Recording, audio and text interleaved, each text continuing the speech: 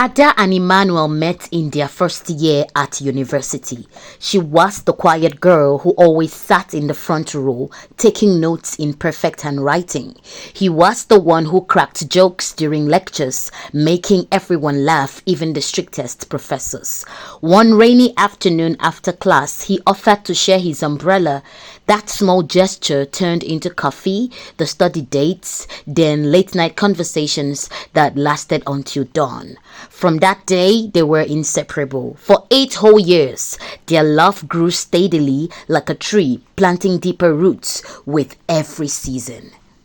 They graduated together, cheering each other's names at the ceremony. They got their first jobs, Ada in marketing. Emmanuel started his own small business. When the business struggled and nearly collapsed, Ada was there working extra hours to help pay the bills, holding him through the nights he doubted himself. And they moved into a cozy one-bedroom apartment, decorated it with photos from their trips, and talked endlessly about the future. A big wedding with their families, 2 or 3 children, a house with a garden. Every year, someone would ask, "So when are you two getting married?" Emmanuel would always smile, pull Ada close, and say, "Soon. We are just waiting for everything to be perfect." Ada believed him. She waited. She turned down promotions that required moving cities because he wasn't ready. She said no to other men who showed interest because her heart belonged only to him. 8 years felt like evidence. Surely no one spends that much time with someone unless they are building towards forever. Then came the day everything changed. It was a regular Tuesday evening. Ada came home from work, tired but happily carrying takeouts from their favorite restaurant. Emmanuel was sitting on the couch staring at his phone. He looked up and said, "Ada, sit down, we need to talk."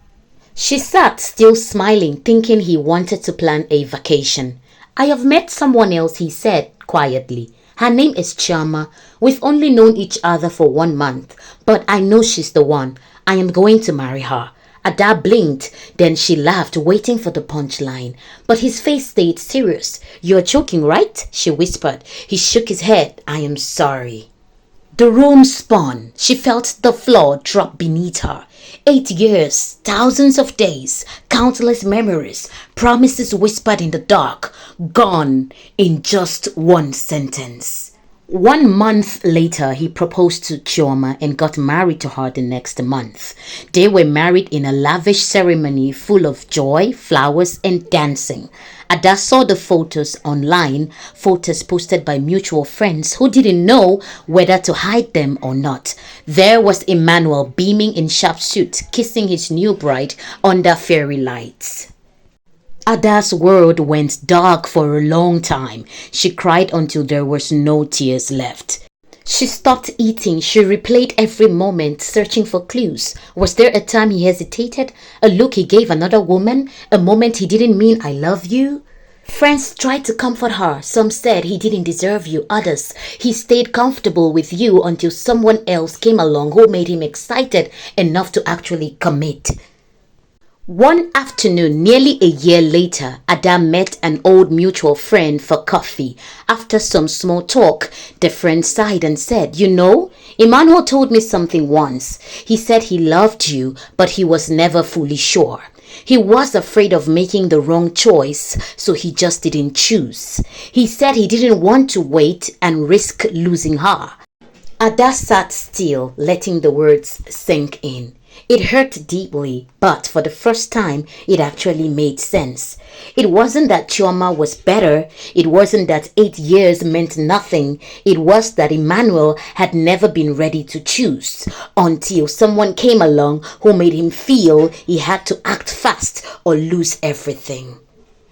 And Ada finally understood she had spent 8 years loving someone who couldn't love her with the same certainty. So she let go. She packed up the apartment full of memories and moved to a new city. She took the job she once turned down. She got a new hairstyle, made new friends, traveled alone. For the first time, she learned to cook meals for one and enjoy her own company. She stopped checking his social media. She forgave, not for him, but for herself.